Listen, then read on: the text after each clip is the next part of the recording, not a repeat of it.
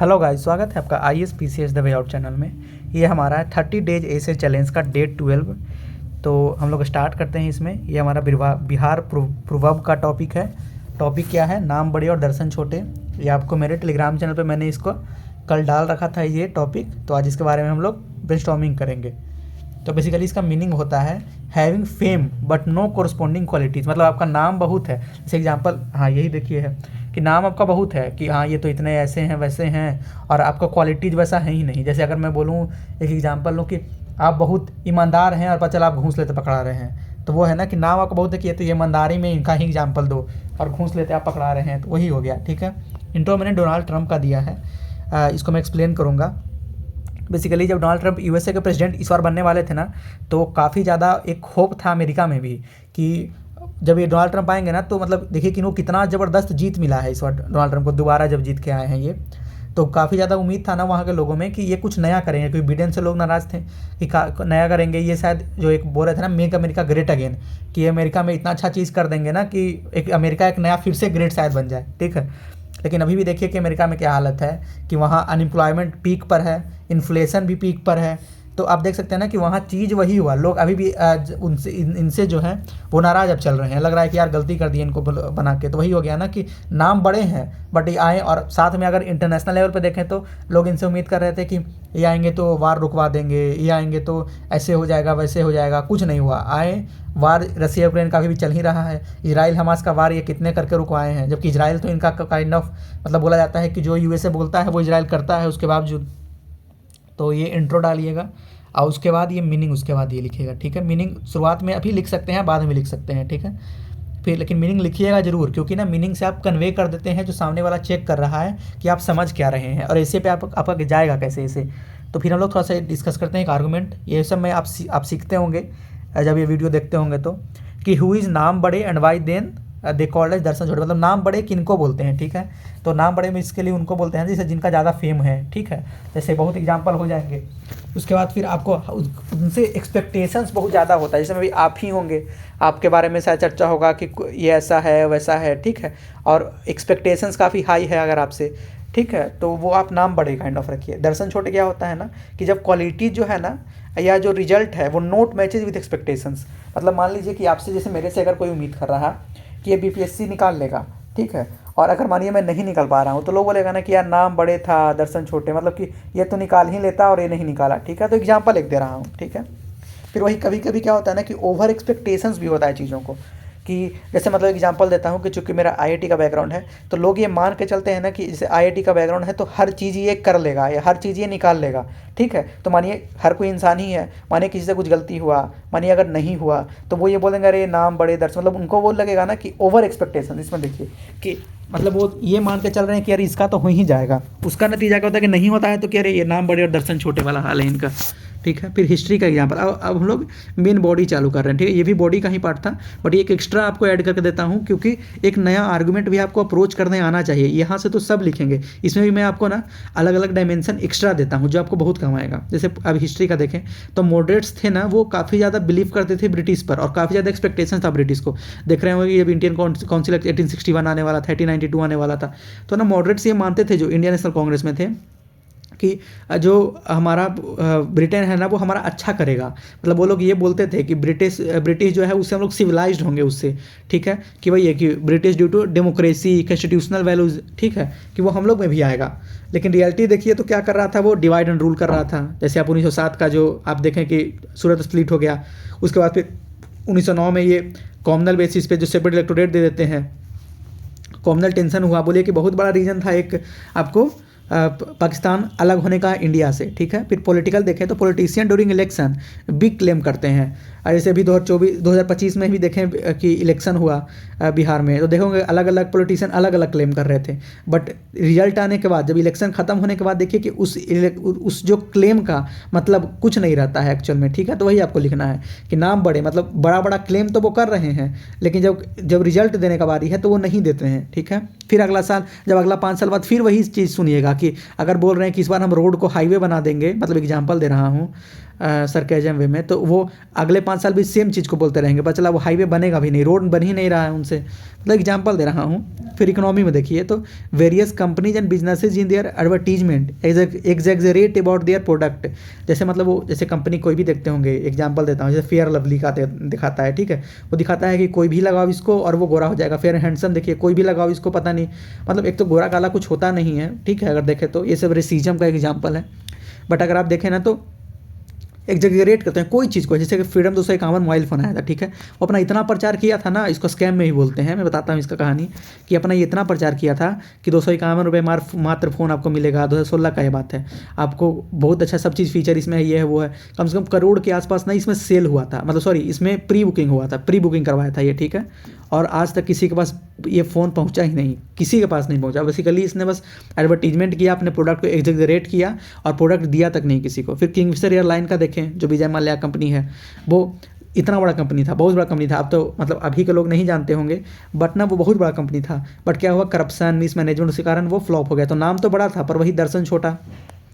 Before 1991 ही देखें तो PSU वगैरह स्टेगनेशन हो गया था। क्यों हो गया था? देखिए गवर्नमेंट का पर्पस क्या था बाई करने का, तो गवर्नमेंट ने पीएसयू को, जैसे आपको पता होगा एयर इंडिया को गवर्नमेंट ने नेशनलाइज कर लिया था।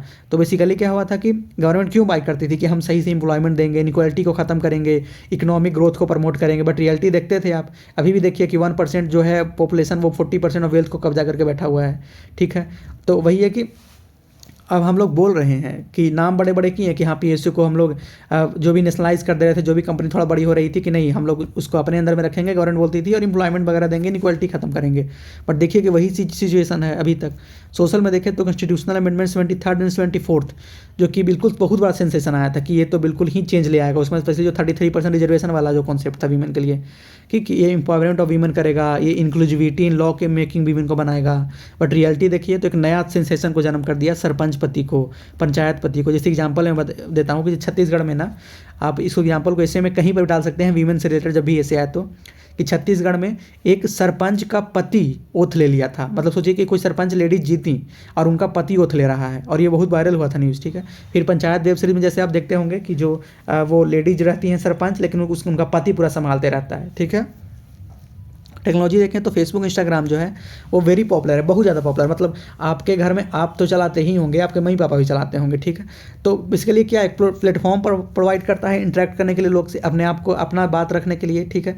बट इसके बारे में कई बार एलिगेशन ये भी लगता है कि प्रिवेसी ब्रीच करता है, मतलब आपका डाटा चुराता है ये, साइबर अटैक को ये मतलब वो इससे बच नहीं पाता है। जैसे एग्जाम्पल देखें ना तो कैम्ब्रिज एनालिटिका स्कैंडल, पढ़िएगा जरूर, या आप ना कहीं भी टेक्नोलॉजी का नुकसान लिखना हो तो अब कैम्ब्रिज एनालिटिका स्कैंडल जरूर लिखिएगा। बेसिकली ये क्या था ना कि 2016 में जब डोनाल्ड ट्रंप जब इलेक्शन जीत के आया था ना, तो इस पे लगा था फेसबुक पे ये ब्लेम ना कि ये फेसबुक सबका डाटा चुरा के और जानबूझ के डोनाल्ड ट्रंप का बस न्यूज़ दिखाता था, ठीक है, जानबूझ के, मतलब उस तरीके से एल्गोरिदम बना दिया था।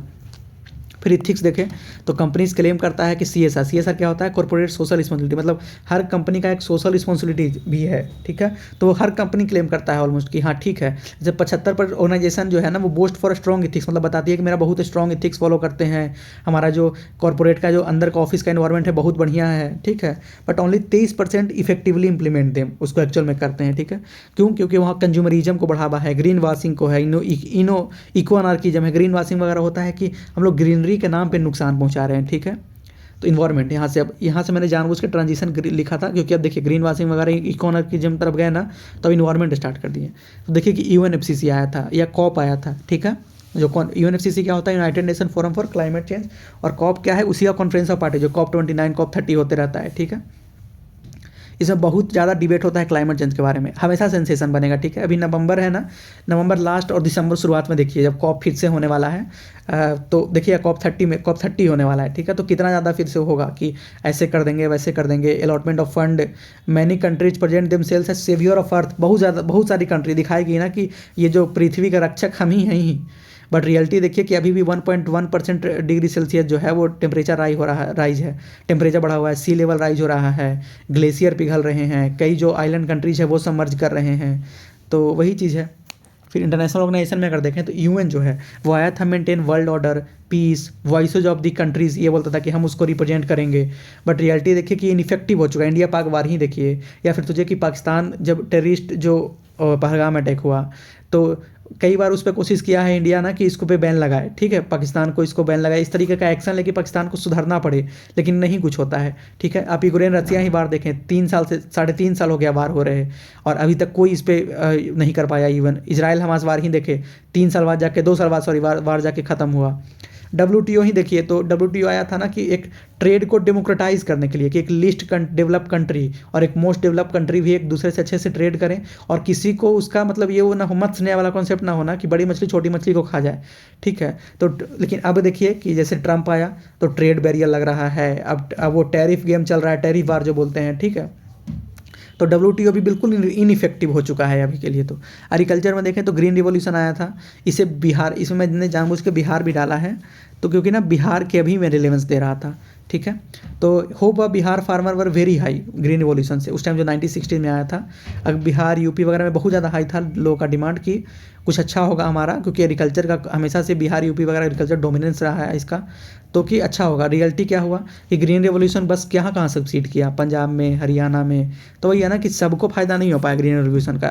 बिहार में अभी भी वही एग्रीकल्चर जो है वो स्टेगनेशन आए हुए है, डिस्गाइज अनएम्प्लॉयमेंट अभी भी बिहार में चल रहा है एग्रीकल्चर में। वही कॉफ़ी आनंद का एक लाइन है कि big names stand note for toll claims but for deeds deliver, कि बड़ा नाम बस बड़ा बड़ा क्लेम करने के लिए नहीं है, बस क्या आप कर्म करते हैं उस पर है। अंटी व्यू देना जरूरी है। मतलब एक तो मैंने बोला कि नाम बड़े और दर्शन छोटे, जिस पे ऐसे आपको मेनली 70-80% लिखना है, फिर बाकी आपको ये लिखना है कि नाम बड़े डज नॉट ऑलवेज मीन्स दर्शन छोटे, मतलब हमेशा ऐसा नहीं होता है। जैसे कि इंडिया जो अपने आप को लीडर ऑफ ग्लोबल साउथ बताता है, ठीक है, तो देखिए ना कि उसका वो उस पर काम भी कर रहा है। अगर हम नाम बड़े दिखा रहे हैं कि हम लीडर ऑफ ग्लोबल साउथ हैं, तो वो काम कर रहा है। जैसे कि G20 जब 2023 में इंडिया में हुआ तो वो अफ्रीकन यूनियन को इंक्लूड किया। फर्स्ट रिस्पॉन्डर होता है हमेशा कोई भी क्राइसिस सिचुएशन है, जैसे अभी रिसेंटली अफगानिस्तान में अर्थक्वेक आया, तो सबसे पहला जो सामान पहुंचाने वाला है वो इंडिया था। फिर आप देखें कि ऑपरेशन ब्रह्मा जो म्यांमार में जैसे अर्थक्वेक आया तो ऑपरेशन ब्रह्मा लॉन्च किया, ABPSC कई बार क्वेश्चन ही पूछ चुका है। फिर जैसे गांधी जी रिनॉन फिगर थे, बहुत फेमस थे गांधी जी हर जगह, लेकिन देखिए कि उस तरीके से अपना डीड्स भी रखे वो, उस तरह से अपना कर्म भी रखे। ये नहीं कि नाम बड़े और दर्शन छोटे, नाम बड़े और दर्शन उससे भी बड़े रखे वो, ठीक है, रिजल्ट उससे भी बड़े। कि देखिए कितने सारा वो किए, फ्रीडम मूवमेंट में पार्ट लिए, कितना सारा आगे से लीड किए फ्रंट से, न जाने जेल में रहे कितना, फिर आपको हंगर स्ट्राइक कितना किए। फिर मैं यहाँ पे बताता हूँ कि समटाइम्स नाम छोटे भी दर्शन बड़े कर जाते हैं, ठीक है, क्योंकि everyone start from the bottom and with achievement itself दर्शन बड़े। मतलब वही मैंने बता रहा हूँ ना कि हर कोई स्टार्ट तो छोटा ही, जैसे हम लोग ही हैं, ठीक है। अभी तो बोले कि हम लोग का नाम छोटा है, बट हम लोग है ना कि धीरे धीरे करते करते ही अपना दर्शन बड़ा करते ही जाएंगे ना। तो ये कि नाम छोटे भी दर्शन बड़े करते हैं, ठीक है, कि वही लिखा है कि every one start from bottom and with achievement it self वो बड़ा होते जाता है, जैसे दर्शन बड़े, ठीक है। Some people believe in simplicity, जैसे APJ अब्दुल कलाम हो गए, करंट जो हमारी प्रेसिडेंट हैं द्रौपदी मुर्मू जी, ये सब देखे हो काफ़ी सिंपल रहती हैं। तो वही है ना कि सम पीपल जानबूझ के ना वो ऐसा नहीं, आप ब्यूरोक्रेट्स का एग्जाम्पल ले सकते हैं, ठीक है, या कई जगह देखेंगे एक एग्जाम्पल भीम सिंह का ले सकते हैं आप, जैसे वो पद्मश्री जीते हैं, जीते नहीं होता है, मतलब पद्मश्री जिनको मिला है, बिहार के ही हैं, वो मुसहर पे बहुत ज़्यादा काम करते हैं, जो हमारे बिल्कुल बोलते हैं कि एकदम वल्नरेबल सेक्शन है, उससे बहुत ज़्यादा काम करते हैं। बहुत लोग आप लोग नहीं भी जानते होंगे, आप पद्मश्री मिलने के पहले उनके बारे में नहीं जानते होंगे सही से, ठीक है, तो वो जानिएगा। तो वो है कि काफ़ी है ना कि उनका नाम बहुत लोग नहीं जानते हैं, पर दर्शन देखिए कितना बड़ा बड़ा काम करते हैं वो। कंक्लूजन तो वही मैंने सोल्यूशन बेस्ड कंक्लूजन दिया है कि इसका सोल्यूशन क्या होना चाहिए, कि नाम बड़े और दर्शन छोटे जो लोग हैं उनका, तो वही ट्रांसपेरेंसी को प्रमोट करना, अकाउंटेबिलिटी को प्रमोट करना, ब्लाइंड ट्रस्ट किसी पे नहीं करना, ठीक है, ये सब हम लोग इसमें बताएंगे। और फिर वही APJ अब्दुल कलाम का लास्ट में जो कंक्लूड करेंगे लास्ट कोट से कि an institution real worth is revealed not what it says but in what is done. मतलब ये इंस्टीट्यूशन जो कोई भी बोलिए, आप ही हैं, कोई भी जो इंस्टीट्यूशन है या कुछ भी बोलिए जो है, उसका रियल वर्थ मतलब वो कितने कैसा लायक है, वो इससे प्रूफ होता है ना कि वो क्या करता है, इससे नहीं कि क्या कहता है, ठीक है। तो यहीं पे वीडियो को रोकेंगे हम लोग। ये था हमारा ऐसे का पार्ट, तो ये हमारा डे 12 है, बाकी डे 13 वगैरह लाएंगे। आप मेरा टेलीग्राम चैनल जिसका लिंक डिस्क्रिप्शन में, उससे जुड़िएगा। मैं एक दिन पहले ऐसे का टॉपिक दे देता हूँ और नेक्स्ट डे उसका शाम में ब्रेनस्टॉर्मिंग आपको डालता हूँ। इससे आपको बहुत फ़ायदा ये होता है कि आपके पास सफिशिएंट टाइम होता है ब्रेनस्टॉर्मिंग करने का, और इसे देख के आपको वैल्यू एडिशन होता है। इसमें आप कोट वगैरह देखे होंगे, इसमें एक आर्गूमेंट करने का अप्रोच, जैसे ये आर्गूमेंट मैंने किया, फिर आप इसका एंटी व्यू कैसे लिखना है, फिर एंटी व्यू में एक थोड़ा सा एक और पर्सपेक्टिव कैसे देना, ये आपको ना ऐसे में एक एडिशन करता है। क्योंकि एग्जांपल ना, मानिए आप UNFCC कॉप नहीं दिए, आप कुछ और देंगे, लेकिन एग्जांपल आपका वही चलेगा। तो जैसे सोशल में ही तो कॉन्स्टिट्यूशन में तो 73rd 74th आप नहीं लिखेंगे, कुछ और लिखेंगे, लेकिन एग्जाम्पल वही चलेगा। तो क्या है कि आपको आर्गूमेंट करने अच्छे से यहाँ पे आप सीखिएगा। तो एग्जाम्पल भी अब अच्छा सीखेगा ही, जैसे फ्रीडम 251 मोबाइल फ़ोन शायद आप लोग को नहीं पता होगा, बट यहाँ पे आप सीखे होंगे। तो बाकी वहीं पे रोकते हैं वीडियो को। Thank you.